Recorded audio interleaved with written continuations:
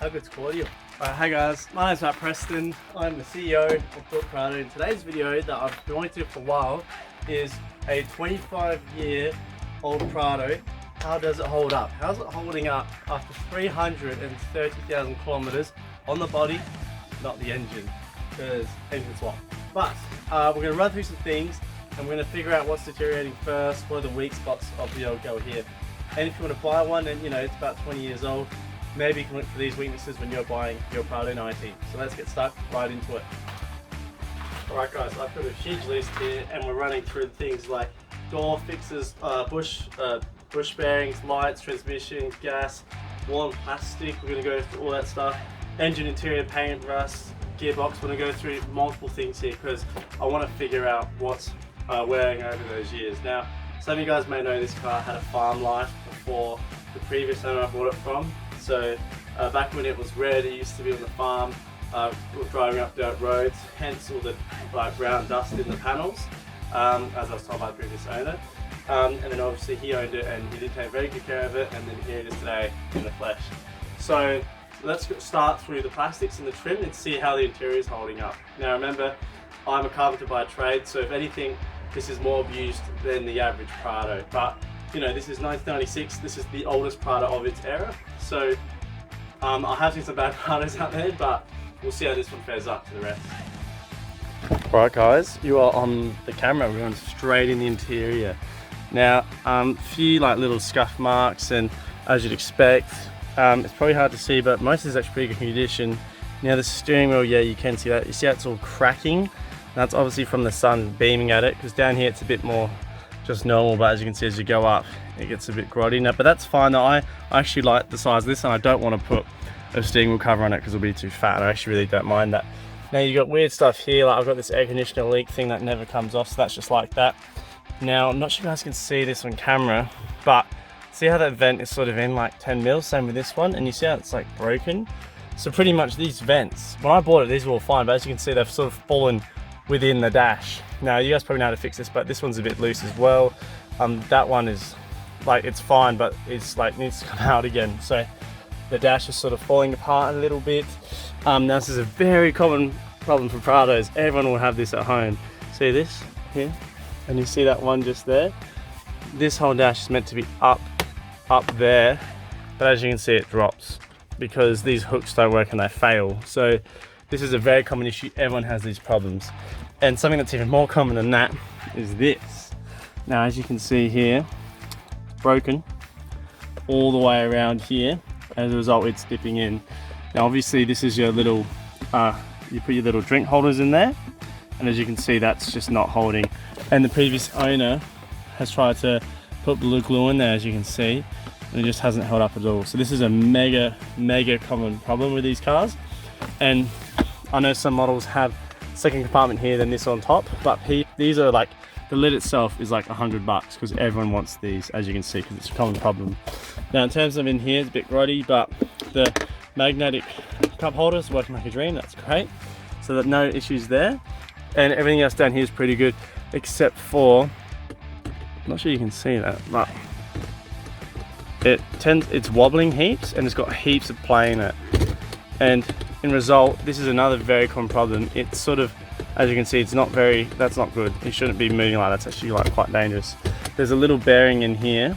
You can take this off. There's a little bearing in there that needs to be replaced, and they're about $5 on eBay. I haven't got around to it yet, but that is one thing that's definitely wrong with the interior there.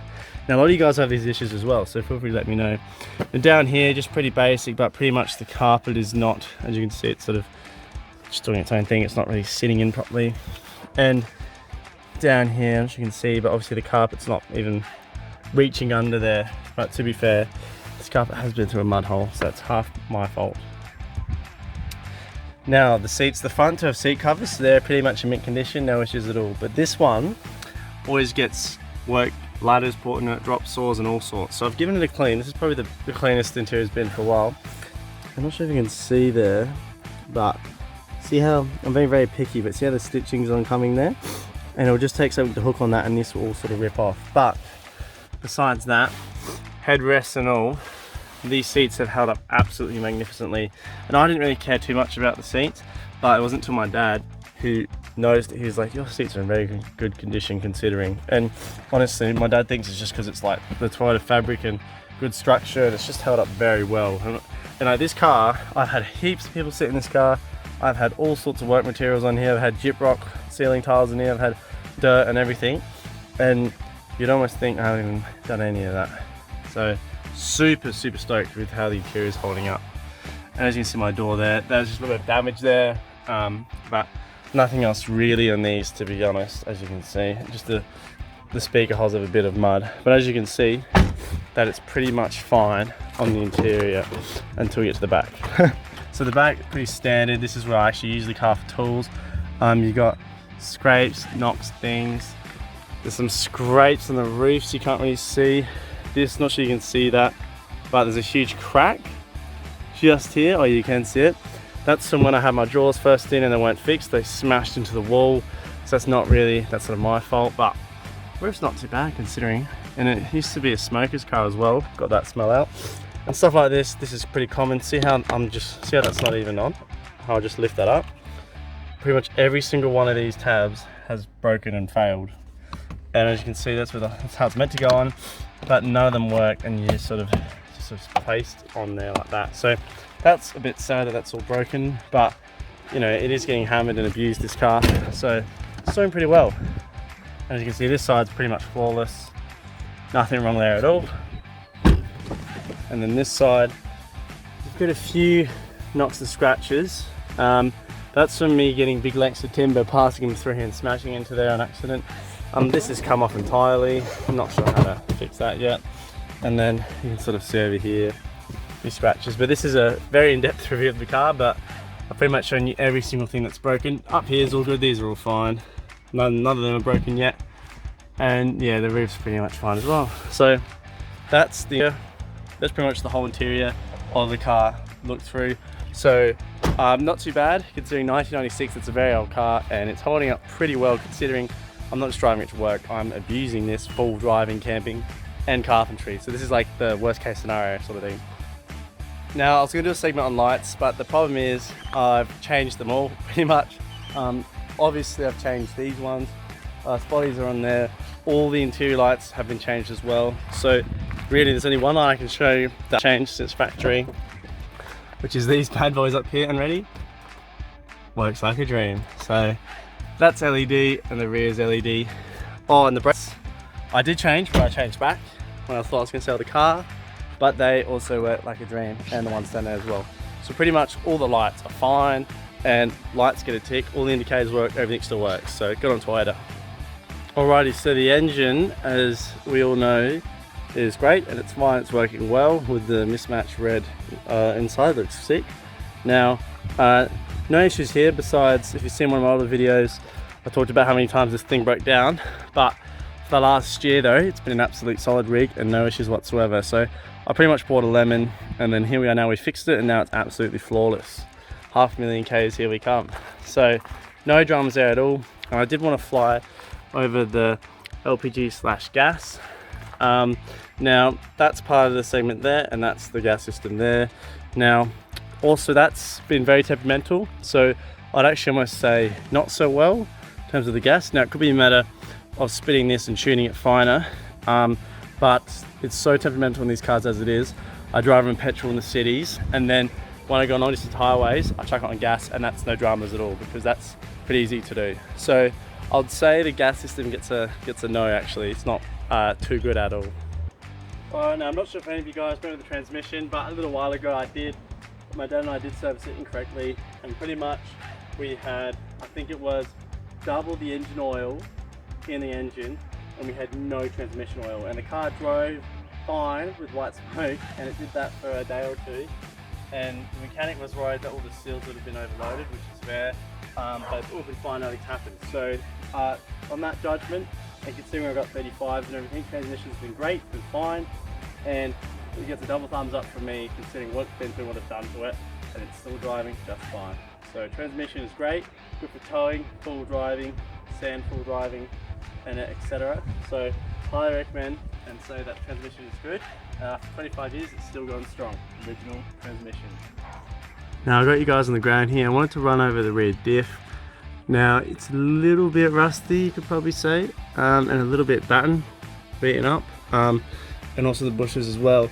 But so far everything's been fine and not too bad, and the handbrake still works somehow. As you can see, heaps of rust here on the bash plate and in that's the gas tank under there, and there's quite a lot under the rear tow bars, you can see on there, and in there and on the exhaust as well. And what's that? Also on that body lift washer there. But besides that, it's been fine. All good. Probably not ideal with all that rust, but it is still going very strong. So in terms of rust protection, I know that the Toyota from factory have more than patrols, but I don't know, it is what it is. If you abuse your car and drive to the ocean like I did, you're going to have that problem.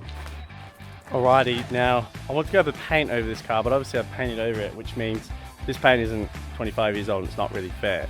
But I can run on the interior paint because that was never painted over, and I can tell you the spots before it was painted where it was bad. So we're going to run through that right now. So here in the engine, pretty standard, nothing too crazy. The only thing I would say, something happened here before I had the car, and there's also a bit of rust down in there as well. So I'd almost say the paint hasn't held up too well in here. Now, this has been painted over by the dodgy painter, but I'm not sure you can see that, but that's all rust under there that's been painted over. Now, paint's been on this car for quite a few months now, maybe like 8-9 months, and it's still holding up fine. So it's only a matter of time, I think, before that goes. You can sort of see that it's pretty average, to be honest. But if we jump in the interior where it hasn't been painted over, you know, 25 years old, you get your little standard dings and knocks and bombs, but that's from me throwing stuff in this car. The paint in this store here is like mint condition, and then obviously down here, that's where the mud's gonna come through. It's a bit more dirty under there. Now, if you want to look at paint that's dirty, look at the rear. So we're in the rear now. Now it's a bit hard because obviously the overspray from that paint, but you know, it is what it is. When your car's that old, there's not much you can do about it unless you do a full respray. But this car isn't worth the money or time to do that, sadly. If it was an FJ, maybe. You got, like, it is a Prado, it is my first car, and I do have bigger plans for a new car someday. So for now, this will just do fine, and I'm happy to have all that damage that's there, and I'm not going to replace it just because it's just going to get broken again and damaged again. Now we'll just go over the windows because they're actually, on some cars like the old Nissan Patrols and stuff, they actually get pretty bad and pretty rust damage. But the old girl here hasn't held up too bad, so I just thought I'd quickly show you that. So I'm not sure you can see, but that's pretty much fine. There's no rust, no evidence of any leaking. Now under here, I'm sure you can see that that's a bit of glue residue that's been painted over. That's not rust. None through here at all. Doesn't really seem to be too much rust. There was rust here, but that's been fixed and patched, so that's never gonna rust again. I think it was this window. You might not be able to see. I think it was the other side of the window, but you can push it and the window literally moves like that because all the seals around it are sort of fading. But that's to do with the rubber. Right now I'm talking about the sort of paint and rust side of things. So as you can see, in the gutters is where you'd get rust as well. It's not too bad at all, and it's pretty much, besides here, there's pretty much no other damage anywhere else, which is not too bad considering the car is from 1996. Alright guys, nothing to mention is that this is the Bullbar that it came from factory in 1996, and the damage on it is mostly caused by me and a kangaroo. So if you don't count that, the Bullbar's held up fine. Obviously, you know, if you don't hit the kangaroo, it's gonna be fine. But I have hit 3 kangaroos with this bar, one here, one there, and one on the other side. And can you even tell? That's the real question. Granted, I wasn't doing 100, I was doing like 40 k's an hour. But still, considering it's alloy, and it's nowhere near as strong as steel as we know, it's held up not too bad. So obviously you're going to get a new bar eventually, so that doesn't matter too much, but just to factor that in as well as the flares, because on these Prados, these are only held in by plastic clips. So 25 years of plastic in the weather, in the sun and the rain, are they going to hold up? The answer is yes, more or less. These are all fine. There are a few well, not really, but you can sort of like push them a bit and they flex a lot. I know some guys actually remove these, patch the holes and run it with no flares, because it's just less plastic, a bit more sort of metal in your car, which is nicer than plastic.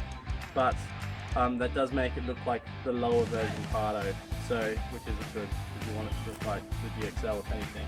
Which is this one here. You want to like over top of the range, not to take it all off, make it not as good. And obviously the guard's obviously practical and keep your tires legal within the guards. So that's just another thing I thought I'd run over.